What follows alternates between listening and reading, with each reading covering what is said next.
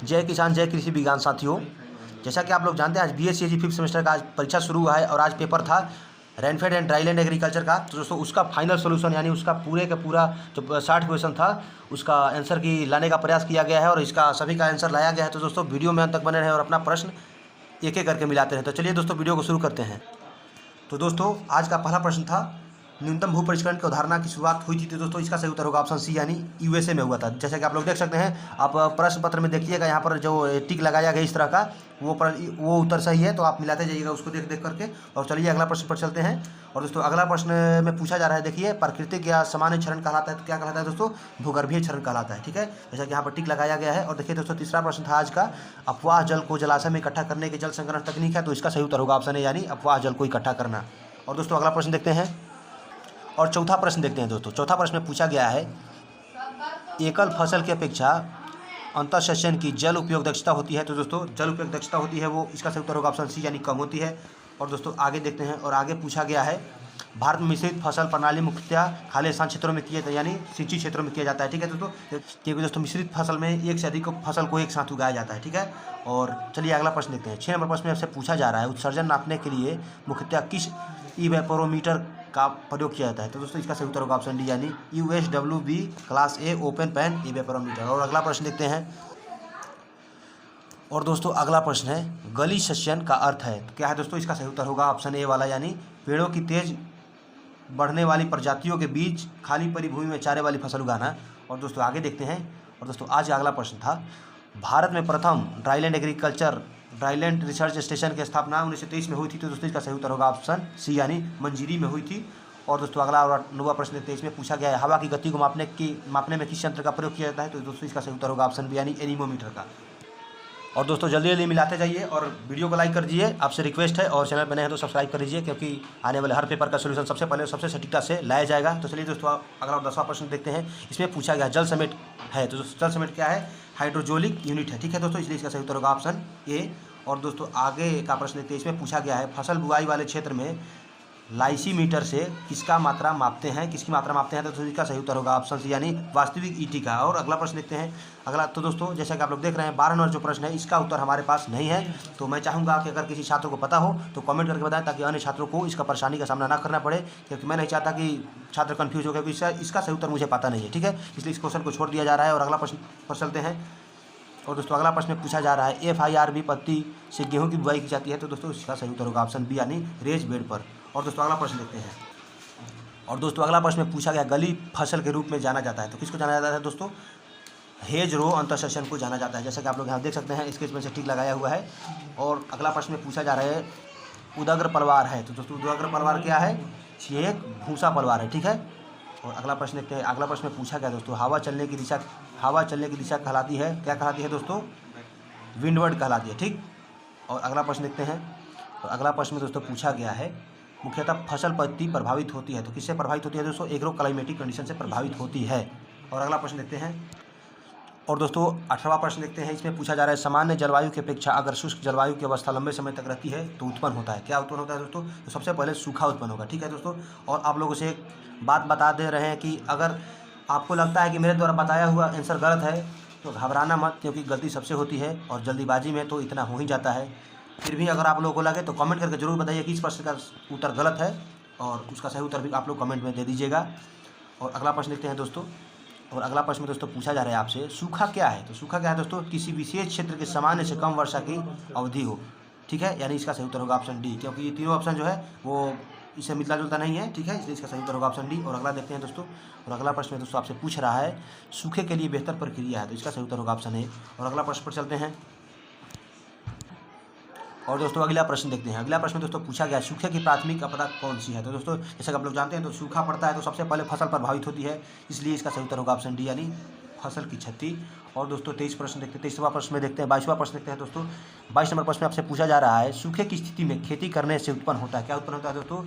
अवनीकरण उत्पन्न होता है। ठीक है, इसलिए इसका सही उत्तर होगा ऑप्शन है। और दोस्तों अगला प्रश्न देखिए, इसमें पूछा गया है आपसे, सूखे का प्राकृतिक कारण क्या है। तो दोस्तों जैसे कि आप लोग जानते हैं वर्षा की विफलता और अधिक सिंचाई अधिक खेती, तो ये तो होगा नहीं, इसलिए इसका सही उत्तर होगा ऑप्शन ए।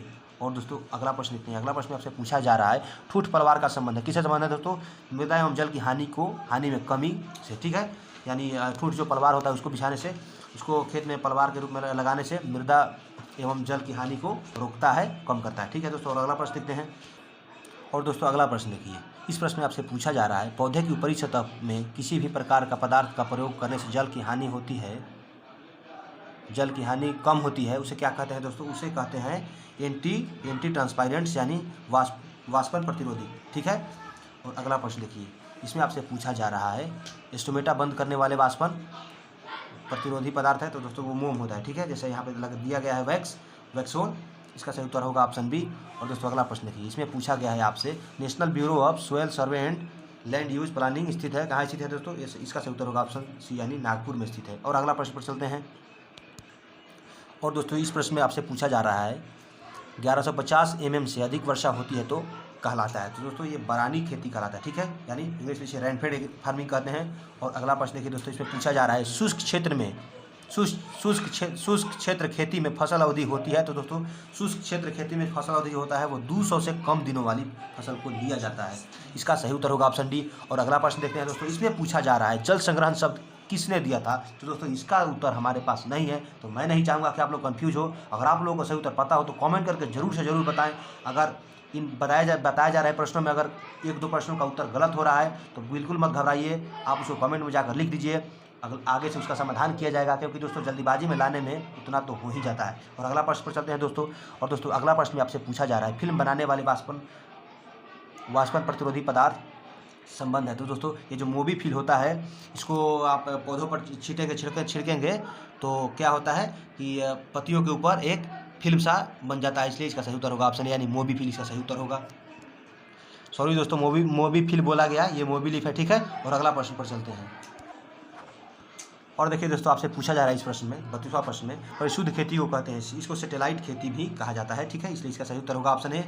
और दोस्तों अगला प्रश्न देखिए, इसमें पूछा जा रहा है आपसे परिशुद्ध खेती की अधिक महत्व वाली तकनीकी कौन सी है, तो दोस्तों GPS एवं सैटेलाइट नेविगेशन दोनों है, इसलिए इसका सही उत्तर होगा ऑप्शन सी। और दोस्तों अगला प्रश्न पर चलते हैं, इसमें पूछा जा रहा है परिशुद्ध खेती है, इसका उत्तर होगा सही, जो इसका ऑप्शन डी वाला सही उत्तर होगा, क्योंकि उपयुक्त सभी होगा। आप अपने प्रश्न पत्र पढ़ते रहिएगा और आगे मिलाते हैं। और दोस्तों 35 नंबर प्रश्न आपसे पूछा जा रहा है परिशुद्ध कृषि प्रसिद्ध है तो विकसित देशों में प्रसिद्ध है। ठीक है, और अगला प्रश्न पर चलते हैं। और दोस्तों इस प्रश्न में आपसे पूछा जा रहा है खाद के प्रबंधन में सुधार और अन्य इनपुट खाली स्थान का हिस्सा है, तो दोस्तों ये फसल विज्ञान का हिस्सा है। ठीक है, और आगे चलते हैं। और आगे का प्रश्न आपसे पूछा जा रहा है वर्गीकरण की स्पेक्ट्रल विभिन्नताओं का प्रयोग करती है, तो दोस्तों इसका उत्तर मेरे पास नहीं है, तो फिर से वही बात बोलूँगा कि आप लोगों को पता हो तो कमेंट करके ज़रूर बताएं। और अगला प्रश्न पर चलते हैं। और दोस्तों अगला प्रश्न आपसे पूछा जा रहा है खेती करने के तरीकों का सबसे करीबी है, तो दोस्तों ये उपयुक्त सभी है। ठीक है दोस्तों, क्योंकि खेती करने का तरीका फसल उपज से संबंधित है, कटाई से संबंधित और फसल की आवश्यकता यानी फसल क्या जल की आवश्यकता कब है, उर्वरक की आवश्यकता कब है, इसलिए इन सभी होगा, इसलिए इसका सही उत्तर होगा ऑप्शन डी उपयुक्त सभी। और दोस्तों अगला प्रश्न पर चलते हैं, इसमें आपसे पूछा जा रहा है मृदा का नक्शा सूचना देता है, तो उपयुक्त सभी का सूचना देता है, मृदा पीएच के बारे में, मृदा पदार्थ के बारे में और मृदा कणाकार के बारे में, इसलिए इसका सही उत्तर होगा ऑप्शन डी। और दोस्तों 40 नंबर प्रश्न का सही उत्तर देखने से पहले आप लोगों से रिक्वेस्ट है वीडियो को जरूर लाइक करें, और आगे के प्रश्न पत्र का सही उत्तर मिलाने के लिए इस चैनल को आपको जरूर से जरूर सब्सक्राइब करना आवश्यक हो जाता है, क्योंकि आप अगर सब्सक्राइब करेंगे, नोटिफिकेशन बेल को ऑन करेंगे तो आप ये वीडियो सबसे पहले देख पाएंगे। चलिए अगला प्रश्न पर चलते हैं। और 40 नंबर प्रश्न में आपसे पूछा जा रहा है फसल अनुकूलन है, उपयुक्त सभी है। ठीक है, संरचनात्मक, दैहिक और व्यवहार अनुकूलन, इसलिए इसका सही उत्तर होगा ऑप्शन डी। और चलते हैं आगे का प्रश्न पर, इसमें पूछा जा रहा है पौधे में पानी की कमी का सीधा प्रभाव होता है, तो दोस्तों इसका जो प्रभाव होता है ऑप्शन सी यानी ए एवं बी दोनों पर प्रभाव होता है। और 42 नंबर का सही उत्तर देखते हैं, इसमें पूछा जा रहा है आपसे कौन सा इम्यूनो एसिड नमी दबाव का अच्छा संकेतक है, तो दोस्तों जो पोरलीन होता है ये सबसे अच्छा नमी दबाव का संकेतक होता है। और दोस्तों 43 नंबर प्रश्न में आपसे पूछा जा रहा है फसल पौधों की विकास प्रतिक्रिया और मुख्य पर्यावरणीय कारक के बीच संबंध को कहते हैं, क्या कहते हैं? फसल अनुकूलन कहते हैं, यानी क्रॉप एडेप्शन उसको बोलते हैं, इसलिए 43 नंबर प्रश्न का सही उत्तर होगा ऑप्शन सी। और आगे देखते हैं दोस्तों, आगे प्रश्न में आपसे पूछा जा रहा है परिशुद्ध खेती को इस रूप में भी जाना जाता है, तो इस रूप में जानते हैं इसे विशिष्ट प्रबंधन स्थल के रूप में भी जानते हैं परिशुद्ध खेती को। और अगला प्रश्न में दोस्तों आपसे पूछा जा रहा है प्राकृतिक खाली स्थान का उत्तम उदाहरण है, तो प्राकृतिक कृषि जो है वो टिकाऊ कृषि का उत्तम उदाहरण है। और दोस्तों आगे पूछा जा रहा है, शुष्क एवं अर्ध शुष्क क्षेत्रों में भारत में शुष्क खेती की सामान्य पद्धति अपनाई जाती है, तो अल्टरनेट क्रॉपिंग अपनाई जाती है, ठीक है। इसलिए इसका सही उत्तर होगा ऑप्शन डी। और चलते हैं अगला प्रश्न पर। और अगला प्रश्न आपसे पूछा जा रहा है, शुष्क कृषि क्षेत्रों में औसत वार्षिक वर्षा होती है, तो दोस्तों कितना होता है। देखिए इस प्रश्न को ऐसे पूछा है, बहुत सारे लोग कंफ्यूज होकर इसको सी मार दिए होंगे, सी टिक किए होंगे, वो गलत है। इसका सही उत्तर जो है वो ऑप्शन ए है, यानी लेस देन 750 mm, ठीक है। यानी जो 750 mm से कम वर्षा होती है वो शुष्क कृषि के क्षेत्रों में होता है। और आगे चलते हैं, और आगे का प्रश्न आपसे पूछा जा रहा है, फसल उत्पादन तथा खेत में प्रयोग किए गए कुल पानी की मात्रा के अनुपात को कहते हैं सिंचाई दक्षता कहते हैं, ठीक है, यानी सिंचाई दक्षता। इसलिए इसका सही उत्तर होगा ऑप्शन सी।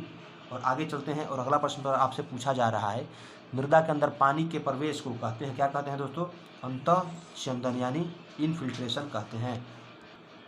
और दोस्तों इस प्रश्न में आपसे पूछा जा रहा है, इक्रीसेट यानी international crop research institute for semi arid tropics, यानी जैसे जिसको बोलते हैं international crop research institute for semi arid tropic, जो इसमें पूछा गया इसको कब स्थापित किया गया था, तो दोस्तों इसका सही उत्तर होगा ऑप्शन सी, यानी 1972 ईस्वी में इसको स्थापित, यानी जिसे इक्रीसेट बोलते हैं, इसको स्थापित किया गया था, जो कि हैदराबाद में है। और अगला प्रश्न पर चलते हैं दोस्तों, इसमें पूछा जा रहा है आपसे, जल समेट तकनीकी का प्रयोग किया जाता है, तो दोस्तों जल समेट तकनीकी का प्रयोग बरानी क्षेत्रों में किया जाता है, ठीक है। और आगे चलते हैं, और आगे आपसे पूछा जा रहा है, इन सीटू जल संग्रहण कहलाता है, तो क्या कहलाता है दोस्तों, कैचमेंट कहलाता है, ठीक। और अगला प्रश्न पर चलते हैं, इसमें आपसे पूछा जा रहा है, कंटूर मेड़बंदी में उपयुक्त ढाल कितना होता है, 6% ढाल जो होता है कंटूर मेड़बंदी के लिए उपयुक्त होता है। इसलिए अगला प्रश्न को देखते हैं। और दोस्तों 54 नंबर प्रश्न आ गया हम लोगों के सामने, और इस प्रश्न में आपसे पूछा जा रहा है, शून्य जुताई पत्ती में भूमि का ऊपरी परत होती है, तो क्या होती है दोस्तों, इसका उत्तर मेरे पास नहीं है, इसलिए मैं चाहूँगा लेकिन जिसको पता हो कमेंट करके बताएं। और अगला प्रश्न पर चलते हैं देर किए बिना। और दोस्तों इस प्रश्न में आपसे पूछा जा रहा है 55 नंबर में, ईटी दर को निर्धारित करने वाला सबसे मुख्य कारक है, कौन है दोस्तों, जलवायु की दशा है, ठीक है।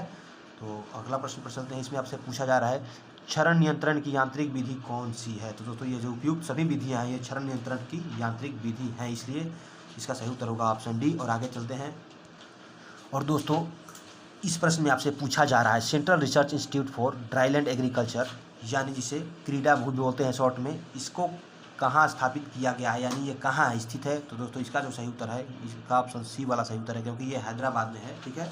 और आगे चलते हैं, और आगे का प्रश्न आपसे पूछा जा रहा है, पट्टीदार खेती में, पट्टीदार खेती का कौन सा रूप है, तो दोस्तों उपयुक्त सभी हैं, ठीक है, यानी जो उपयुक्त सभी हैं ये पट्टीदार खेती का रूप हैं, इसलिए इसका सही उत्तर होगा ऑप्शन डी। और आगे चलते हैं, और दोस्तों अगला प्रश्न आपसे पूछा जा रहा है, मिट्टी की पपड़ी से कम होता है, तो क्या कम होता है दोस्तों, अंतःस्यंदन यानी इन्फिल्ट्रेशन कम होता है, मिट्टी में अगर पपड़ी लग जाए तो जो इन्फिल्ट्रेशन का प्रक्रिया होता है वो कम हो जाता है।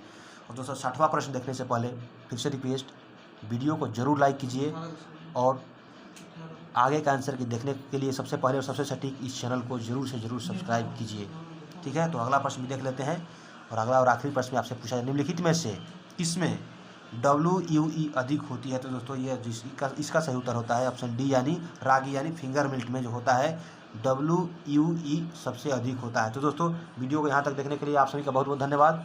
आगे का वीडियो देखने के लिए चैनल सब्सक्राइब करें। जय जवान जय किसान।